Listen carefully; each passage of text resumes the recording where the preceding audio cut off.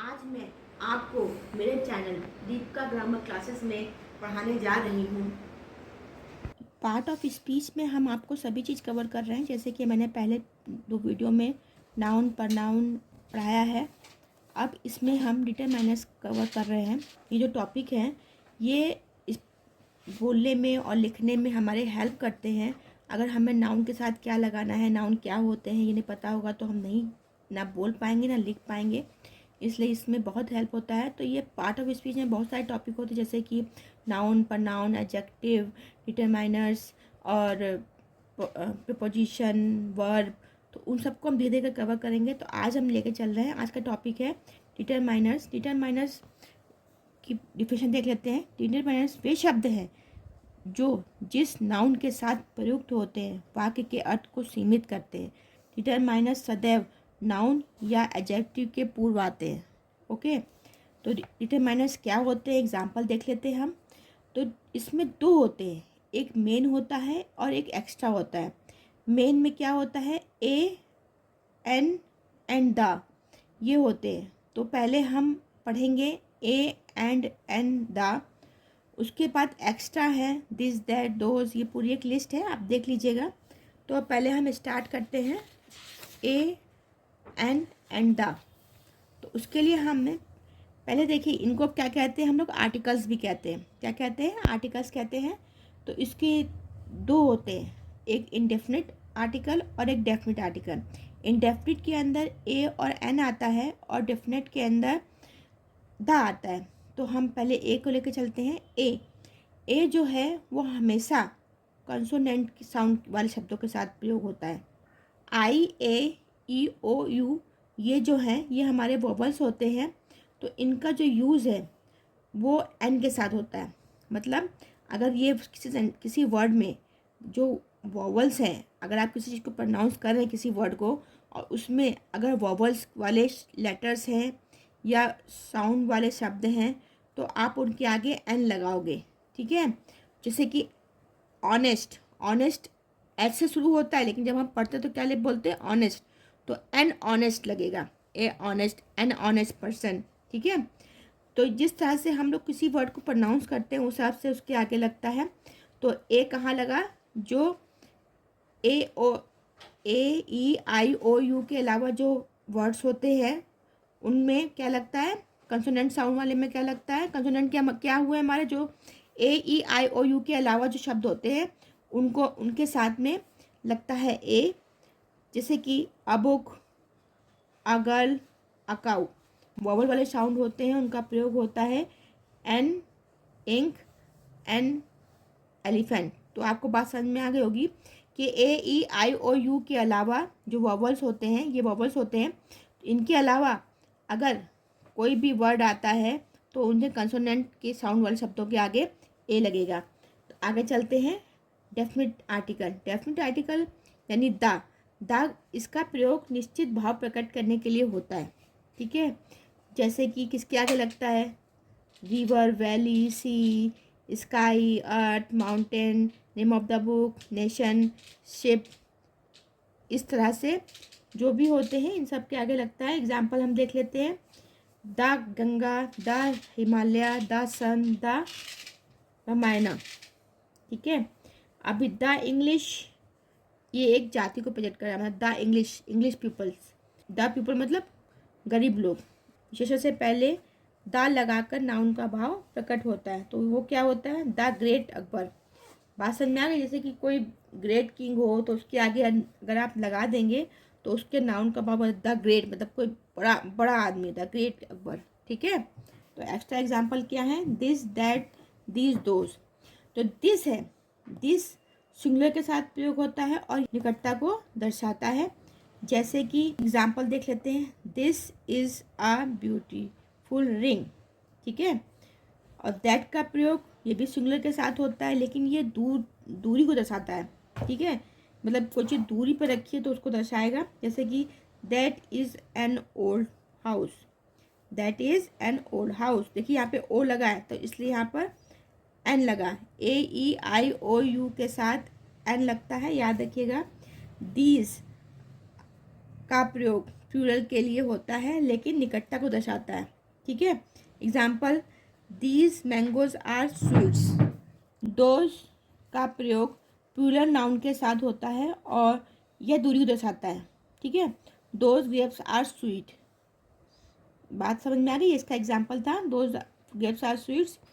अब आते हैं, इसका हम देख लेते हैं जो सेकंड है वो क्या क्या है इसके determiners. My, our, your, his, her, its, there.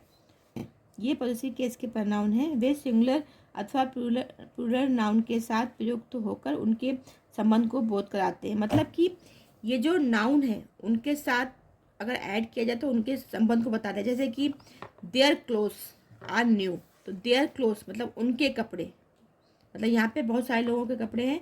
The dogs wags its tail, तो इट्स क्या हो गया, इट्स क्या हो गया यहाँ पर, इट्स टेल, डॉग की जो टेल है इट्स टेल वो वेक कर रहा है। ठीक है, his uncle is in the police department, तो हिज जो हुआ वो उसके अंदर हिज आया, मतलब हिज अंकल। ठीक है, योर शर्ट इज डर्टी, तो योर। ठीक है, बात समझ में आ गई होगी आपके। अब आते हैं 1, 2, 3, ये न्यूमरल एडजेक्टिव होते हैं। ठीक है, he has 1 car, Radha has 5 books. Okay, तो इस तरह से इसको हम लोग करते हैं। पांचवा देख लेते हैं, ईच एंड एवरी। ईच का प्रयोग 2 या 2 से अधिक लोगों के लिए होता है।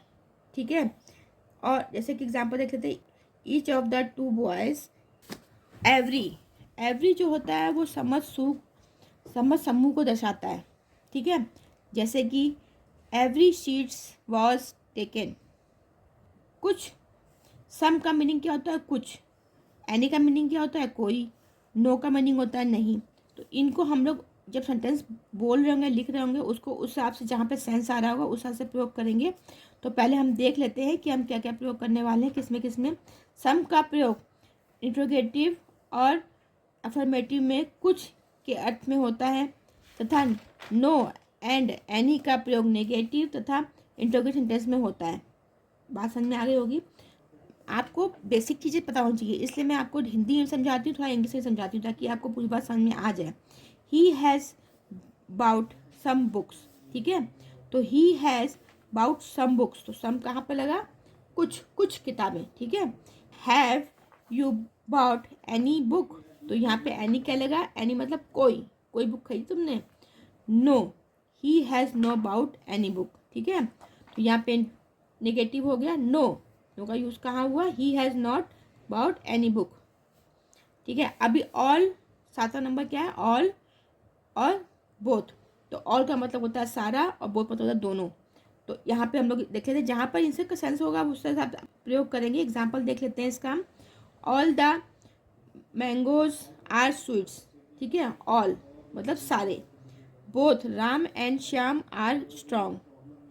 अब आते हैं हम लोग 8 नंबर, आइदर एंड नाइदर।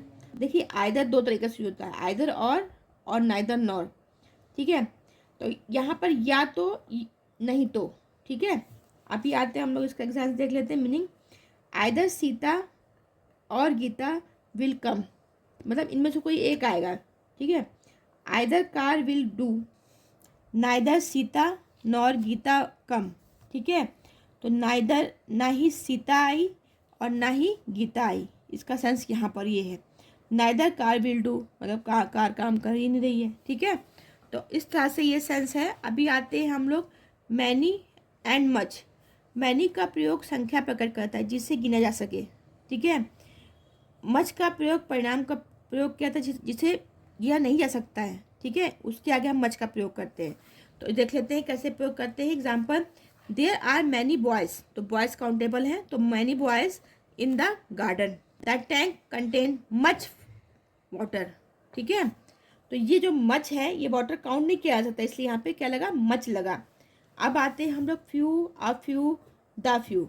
तो मतलब अब यहाँ पे देख लेते हैं इसका क्या सेंस है। फ्यू का मतलब होता है बहुत थोड़ा, और अ फ्यू मतलब होता है थोड़ा, और द फ्यू मतलब होता है थोड़ा सा। ये क्या होते हैं, ये काउंटेबल होते हैं, याद रखिएगा। ठीक है, अब आते हैं हम लोग इसका यूज़ कैसे करते हैं। ठीक है, एग्जाम्पल देख लेते हैं। जैसे कि यहाँ पर नॉट मैनी, हार्डली एनी, अतः यह अभाव का सूचक है।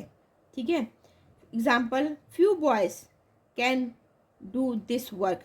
आ फ्यू, सम, इसका अर्थ है पॉजिटिव है। एग्जाम्पल है, I can stay here for a few days. ठीक है, अब आते हैं द फ्यू, इसका अर्थ बहुत नहीं होता। ठीक है, अब आते हैं हम लोग the few friend he are very good. ठीक है, मतलब ना बहुत है ना कम है। ठीक है, मतलब बहुत ही नहीं है और ज़्यादा भी नहीं है। जो ये little, a little, the little हैं, ये काउंटेबल नहीं होते हैं। लिटिल मतलब नॉट मच, आ लिटिल मतलब नॉट मच बट पॉजिटिव, थोड़ा बहुत। The little, not much, all that is are, उन वस्तुओं की ओर संकेत करता है जिसकी ओर पहले संकेत हो चुका है। ठीक है, एग्जाम्पल देख लेते हैं। There is little hope of his success. A little knowledge is a dangerous thing. ठीक है, the little knowledge of carpentry proved useful to him. इस तरह से इसको हमने आपको पढ़ा दिया है आज डिटरमाइनर्स। डिटरमाइनर्स के मैंने हर टॉपिक को, डिटरमाइनर्स के आर्टिकल को जो मेन थे मैंने आपको पढ़ाया, जो जो एक्स्ट्रा थे वो भी मैंने पढ़ाया। इसके अलावा भी आपको किसी और चीज़ के बारे में, इसको कहाँ यूज़ करना है कहाँ नहीं यूज़ करना, अगर पूछना है तो प्लीज़ आप मुझे कमेंट करिए, मैं आपकी हेल्प करूँगी। आज का टॉपिक ख़त्म होता है। Thank you. आपको मेरी पढ़ाई करने के पसंद आया तो आप मेरे चैनल दीपिका ग्रामर क्लासेस को लाइक, शेयर, सब्सक्राइब और बेल आइकन को क्लिक करें। इससे क्या होगा कि आपको मेरे जो भी वीडियो हैं फटाफट मिलेंगे और आपके सारे डाउट्स क्लियर होंगे। अगर आप शेयर करेंगे तो आपको जो भी आपके दोस्त हैं उनको भी अच्छी हेल्प मिलेगी। Thank you.